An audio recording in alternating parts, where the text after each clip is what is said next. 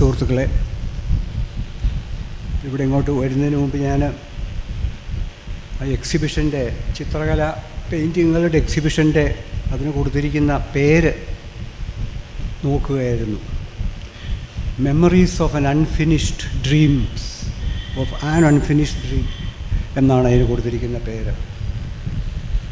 അപ്പം ആലോചിച്ച് നോക്കിയാൽ രവിയുടെ ജീവിതത്തിൽ ആ ഒരു സ്വപ്നത്തിൻ്റെ അല്ലെങ്കിൽ ഒരു സ്വപ്നം പൂർണ്ണമാക്കാൻ കഴിയാതെ പോയതിൻ്റെ ഒരു എലമെൻ്റ് എല്ലായ്പ്പോഴും ഉണ്ടായിരുന്നു. രവി സ്വപ്നം കണ്ട കേരളമുണ്ടായില്ല, രവി സ്വപ്നം കണ്ട ഇന്ത്യ ഉണ്ടായില്ല, രവി സ്വപ്നം കണ്ട മതേതരവും ജനാധിപത്യത്തിൽ ശക്തമായ ജനാധിപത്യത്തിൽ അധിഷ്ഠിതവുമായിട്ടുള്ള ഒരു സമൂഹമുണ്ടായില്ല, സഹിഷ്ണുതയുള്ള ഒരു സമൂഹവും അത്രയധികം ഉണ്ടായി എന്ന് നമുക്ക് പറയാൻ പറ്റില്ല. വാസ്തവത്തിൽ ഇന്ന് ആ സഹിഷ്ണുത നഷ്ടപ്പെട്ടുകൊണ്ടിരിക്കുകയാണ്. അപ്പോൾ ഞാൻ പലപ്പോഴും ആലോചിക്കാറുണ്ട്, ഇപ്പം രവിയുടെ പേരിൽ നമ്മൾ എല്ലാ വർഷവും ഇങ്ങനെ ഒരു യോഗം കൂടുന്നുണ്ട്, ഒരു കൂട്ടായ്മ സൃഷ്ടിക്കുന്നുണ്ട്. റാമിനെ പോലെയുള്ള ധാരാളം അറിവും ജീവിത പരിചയവും വിജ്ഞാനവും ലോകജ്ഞാനവുമുള്ള ആളുകളുടെ പ്രഭാഷണങ്ങൾ കേൾക്കാൻ നമുക്ക് കഴിയുന്നുണ്ട്. പക്ഷേ എവിടെയോ നമ്മുടെ രവി സങ്കല്പിച്ചിരുന്ന് നമ്മളിൽ ഒത്തിരി പേര് സങ്കല്പിച്ചിരുന്ന് എൻ്റെ തലമുറ എന്ന് ഞാൻ പറയും, രവിയും ഞാനുമൊക്കെ ഒരു തലമുറയാണ്. ആ ഒരു മൂല്യവ്യവസ്ഥ അടിസ്ഥാനപരമായ സഹിഷ്ണുതയുടെ ഞാൻ ആദ്യമായിട്ട് പറയും. രവിയുടെ ഒരു കാച്ച് വേർഡ് നമുക്ക് പറയാവുന്നത് സഹിഷ്ണുതയായിരുന്നു. ഒരു സ്വകാര്യ കൂട്ടായ്മകളിൽ തർക്കിക്കുമായിരുന്നെങ്കിലും രവി ഒരിക്കലും ഈ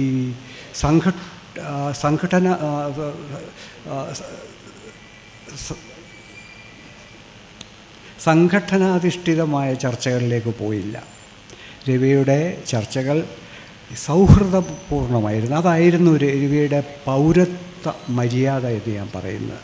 ആ ഒരു പൗരത്വ മര്യാദ, മാന്യത, സഹജീവിയോടുള്ള ഒരു സഹിഷ്ണുത, ഇതൊക്കെയായിരുന്നു രവിയെപ്പോലെയുള്ള, ഇന്ന് ആരും ഉപയോഗിക്കാത്തൊരു വാക്കാണ് ലിബറൽ എന്നുള്ളത്. ലിബറലിന് ഒത്തിരി എന്തൊക്കെയോ ചീത്ത അർത്ഥങ്ങൾ ലിബറലിൻ്റെ മേൽ. ലിബറൽ എന്ന് പറഞ്ഞാൽ സ്വാതന്ത്ര്യത്തോട് അടുത്ത് നിൽക്കുന്ന ആശയങ്ങൾക്ക് അതിനെ അനുഗമിക്കുകയും പിന്തുണയ്ക്കുകയും ചെയ്യുന്നൊരു മനുഷ്യനാണ് ലിബറൽ. അങ്ങനെയായിരുന്നു ഒരു കാലത്ത് അതിൻ്റെ അർത്ഥം. ഇന്ന് ലിബറൽ എന്നുള്ള വാക്കിനെ സാമ്പത്തിക മുതലാളിത്തത്തിൻ്റെ ഇനത്തിൽപ്പെട്ട സാമ്പത്തിക ശാസ്ത്രങ്ങളുമായി ബന്ധപ്പെടുത്തിയും മറ്റും അതിന് മറ്റൊരർത്ഥം കൊടുത്തിട്ടുണ്ട്. പക്ഷേ ഇന്ന് രവി പ്രതിനിധീകരിച്ച ആ ഒരു സമൂഹം തന്നെ അതിനും വംശനാശം വന്നുകൊണ്ടിരിക്കുകയാവുന്ന ഒരു കാലഘട്ടത്തിലാണ് ഇന്ന് നമ്മൾ നിൽക്കുന്നത്. രവി 2011 മരിച്ചു. 2011 രവി മരിക്കുന്ന ഇന്ത്യ മറ്റൊരു ഇന്ത്യയായിരുന്നു. 2014 മുതൽ ഇവിടെ നമ്മൾ മറ്റൊരു ഇന്ത്യ, അല്ലെങ്കിൽ ഇന്ത്യ പോലെ എന്തോ ഒന്ന്, അങ്ങനെ ഒരു ഇതിലേക്ക് നമ്മൾ വന്നെത്തിയിരിക്കുകയാണ്. ഒരു കണക്കിന് നോക്കിയാൽ രവി ഒരു ദുർബല ഹൃദയനായിരുന്നു, സെൻറ്റിമെൻ്റലിസ്റ്റായിരുന്നു.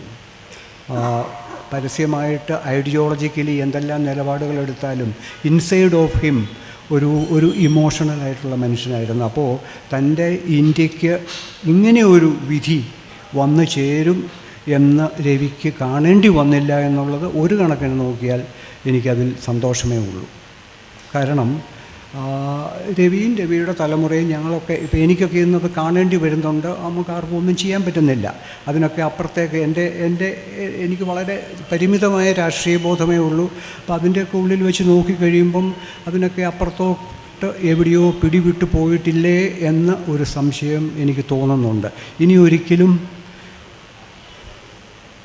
ആ ഇന്ത്യ തിരിച്ചു വരില്ല എന്ന് പേടി തോന്നുന്ന ഒരു സന്ദർഭം, അത് അടിയന്തരാവസ്ഥക്കാലത്തെ 18 മാസത്തിലും എനിക്ക് ആ പേടി തോന്നിയിരുന്നു. ഡൽഹിയിലിരുന്ന് ഞാൻ ആ പേടി അനുഭവിച്ചിരുന്നു. ഇനി ഒരിക്കലും നമ്മൾ ആ ഇന്ത്യയെ കാണില്ല എന്ന പേടി എന്നെയും എന്നെപ്പോലെ എൻ്റെ സുഹൃത്തുക്കളെയൊക്കെ അന്ന് അവിടെ ആ പേടി ഞങ്ങളുടെ പിന്നിലുണ്ടായിരുന്നു. അത് പക്ഷേ ഒരു സുപ്രഭാതത്തിൽ അത് മാറിപ്പോയി. പക്ഷേ അടിയന്തരാവസ്ഥയിൽ നിന്നുള്ള മോചനം പോലെ അത്ര ആയാസമില്ലാത്തതായിരിക്കുമോ ഇനിയുള്ള മോചനം എന്നതിനെപ്പറ്റി ഇത് എനിക്ക് വലിയ സംശയങ്ങളുണ്ട്. ഞാനൊരു ഭയഭീതനായിട്ടാണ്, പൗരനായിട്ടാണ് ഇന്ത്യയിൽ ജീവിക്കുന്നത്. അപ്പം ഇതിൻ്റെ എല്ലാം വെളിച്ചത്തിൽ നമുക്ക് ചെയ്യാവുന്നത് ഈ തരത്തിൽ വീണ്ടും വീണ്ടും രവി ഇഷ്ടപ്പെട്ട, രവി വിശ്വസിച്ച ജനാധിപത്യം, മതേതരത്വം തുടങ്ങിയ മൂല്യങ്ങളെ ഈ രണ്ട് വാക്കുകളും ഇന്ന് മാധ്യമങ്ങൾക്ക് പോലും പറയാൻ മടിയാണ്. ഇപ്പോൾ സെക്യുലർ എന്ന വാക്ക് ഇംഗ്ലീഷ് മാധ്യമങ്ങൾ, പ്രധാനപ്പെട്ട ഇംഗ്ലീഷ് മാധ്യമങ്ങൾ കൊട്ടേഷൻ ഉദ്ധരണികൾക്കിടയിൽ ഇടുന്ന നമുക്ക് കാണാൻ പറ്റും. ഡെമോക്രാറ്റിക് എന്നുള്ളത് ഉദ്ധരണിയിലാക്കാൻ തുടങ്ങിയിട്ടില്ല. പക്ഷേ അതെപ്പോൾ തുടങ്ങുമെന്ന് നമ്മൾ നോക്കിക്കൊണ്ടാൽ മതി. അപ്പോൾ ഇങ്ങനത്തെ ഒരു സ്ലൈഡാണ്, കുത്തനെയുള്ള ഒരു സ്ലൈഡാണ് ഇപ്പം നടന്നുകൊണ്ടിരിക്കുന്നത്. അപ്പോൾ അതിൻ്റെ വെളിച്ചത്തിൽ ഈ വളരെ ആപത്കരമായ കാലഘട്ടത്തിലിരുന്ന് നമുക്ക് രവിയെ ഓർക്കാം. ഡൽഹിയിൽ ഇന്ന് ചെറുപ്പക്കാർ, വിദ്യാർത്ഥികളും അല്ലാത്തവരുമായ ചെറുപ്പക്കാരുടെ ഒരു സമരം നടന്നുകൊണ്ടിരിക്കുകയാണ്. അത് ഞാൻ പൂർണ്ണമായിട്ടും അതിനെ പിന്തുണയ്ക്കുന്ന ആളാണ്. പക്ഷേ എനിക്കിപ്പോഴും മനസ്സിലാകാത്തൊരു കാര്യം, ഇതിപ്പോൾ തുറന്നു പറയുന്നതിൽ എനിക്കൊരു മടിയില്ല, ഒരു മന്ത്രിയുടെ രാജിയിൽ അവസാനിക്കുന്നതാണോ ഇന്ത്യയുടെ പ്രതിസന്ധി എന്നെനിക്കറിഞ്ഞുകൂടാ. ഒരു പക്ഷേ ഒരു മന്ത്രിയുടെ രാജിയായിരിക്കാം തുടക്കം എന്നും മറ്റും നമുക്ക് അതിശയോക്തിയായിട്ട് പറയാമെന്നല്ലാതെ ഒരു മന്ത്രിയുടെ രാജിയെ മാത്രം അവിടെ വെച്ച് തീരുന്നതാണോ നാം ഇന്ന് ഈ രാഷ്ട്രം, ഇന്ന് ഗാന്ധിജി സൃഷ്ടിച്ച ഈ രാഷ്ട്രം ഇന്ന് അനുഭവിക്കുന്ന പ്രതിസന്ധി എന്നെനിക്ക് അറിഞ്ഞുകൂടാ. പക്ഷെ നമുക്ക് ചെയ്യാവുന്നത് ആ ചെറുപ്പക്കാർക്ക് എല്ലാ വിജയവും എല്ലാ പിന്തുണയും നമ്മൾ അവർക്ക് ആശംസിക്കുക എന്നുള്ളതാണ്.